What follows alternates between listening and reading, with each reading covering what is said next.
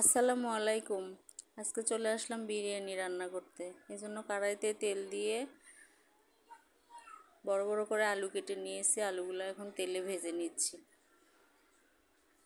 একটু কম আছে, বেশিক্ষণ ধরে আলুটা ভেজে নিয়ে তুলে রাখলাম। এবার দিয়ে দিছি পেঁয়াজ। পেঁয়াজটা লাল লাল করে ভেজে নেব। পেঁয়াজটা ভাজা হচ্ছে, মোটামুটি বাদামি, একটু গাঢ় বাদামি করে ভেজে পেঁয়াজটা তুলে রাখবো। অর্ধেক পেঁয়াজ তুলে রাখবো। এই তো অর্ধেক পেঁয়াজ তুলে রাখলাম। এখন বাকি পেঁয়াজের মধ্যে মশলা দিয়ে দেবো। দিয়ে দিলাম আদা রসুন বাটা। এবার দিয়ে দেবো লিকুইড দুধ। লিকুইড দুধ দিয়ে তারপর দেব পরিমাণ মতো দই।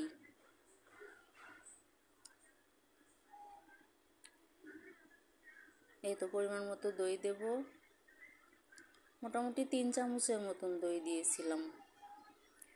ভালো করে নেড়ে এর মধ্যে দিয়ে দেব বিরিয়ানি মশলা। রাঁধুনি বিরিয়ানি মশলাটা নিয়ে আসছি। এবার দিয়ে দেব বিরিয়ানি মশলাটা।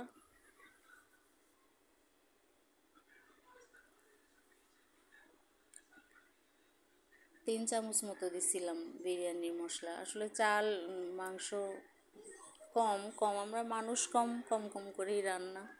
বিরিয়ানি মশলাটা দিয়ে ভালো করে কষিয়ে নেব। কষিয়ে নিয়ে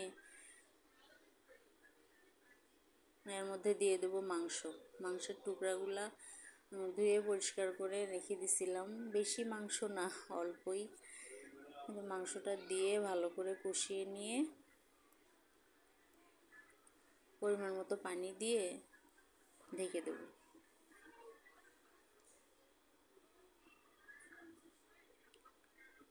হয়ে গেছে মাংসটা। এবার পাতিলে অন্য একটা পাতিল নিলাম রাইসটা রান্না করার জন্য। এজন্য তেল দিয়ে দিলাম আর দিয়ে দেব সামান্য পেঁয়াজ রসুন কুচি। পেঁয়াজ রসুন কুচিটা হালকা বাদামি করে ভেজে নিয়ে আমি চালটা আগেই ধুয়ে পানি ঝরার জন্য রেখে দিয়েছিলাম। এই তো এখন চালটা দিয়ে দিলাম। চালটা তেলের সাথে ভেজে নেব। ভালো করে চালটা ভেজে পানি গরম করে রেখে দিছি। পরিমাণ মতো পানি গরম পানি দিয়ে রাইসটা রান্না করে নেব। ভালো করে ভেজে নিচ্ছি। একটু ভালোভাবে ভেজলে পোলাওটা ঝরঝরা হয়, বিরিয়ানিটাও ঝরঝরে হবে। তাহলে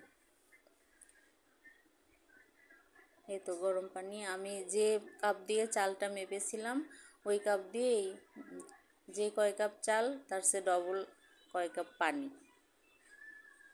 এই তো পানিটা দিয়ে এর মধ্যে একটু দেব বাদাম আর কিশমিশ বেটে রাখছিলাম, সেটা একটু দিয়ে দেব। দিয়ে ভালো করে নেড়ে দিয়ে ঢেকে দেব। আলুটাও দিয়ে দেব।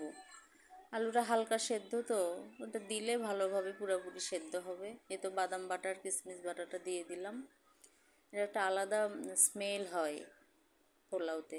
একটু লিকুইড দুধ ছিল, সেটাও দিয়ে দিলাম।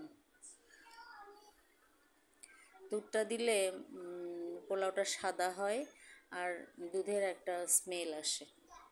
এই তো এখন ঢেকে পানিটা অর্ধেক রাইসটা হয়ে আসলেই, এই যে লবণটা দিতে ভুলে গেছিলাম, পরে আবার লবণটা দিয়ে দিলাম পরিমাণ মতো পোলাওতে।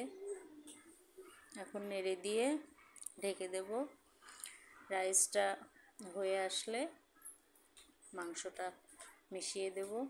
এই তো এখন মাংসটা, রাইস মোটামুটি হাফ সেদ্ধ হয়ে আসছে। এখন মাংসটা ঢেলে দিলাম। ভালোভাবে মাংসটা রাইসটা মিক্সড করে নিলেই হয়ে গেল বিরিয়ানি। মিক্স করে নিয়ে একটু দমে রেখে দেব কিছুক্ষণ, অল্প আছে দমে রেখে দেব, তাহলেই হয়ে গেল। কিন্তু ভালো করে মিশিয়ে নিতে হবে। ভালো করে মিশিয়ে নিলেই, আসলে বাসার রান্না ঘরোয়া পদ্ধতিতে এভাবেই। আর আমি তো নতুন রাঁধুনি, খুব একটা বেশি অভিজ্ঞ না। যেটুকু পারি ওটুকুই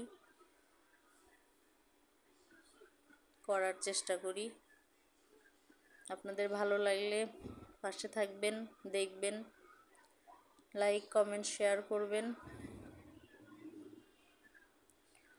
এখন ঢেকে দিছি, এই তো ঢেকে দিলাম, কিছুক্ষণ অল্প আছে দমে রেখে দেব, তাহলেই আমার বিরিয়ানিটা পুরোপুরি রেডি। বিরিয়ানিটা হয়ে আসছে। আমি এর মাঝখানে একবার আবার ঢাকনাটা খুলে নাড়িয়ে দিছিলাম।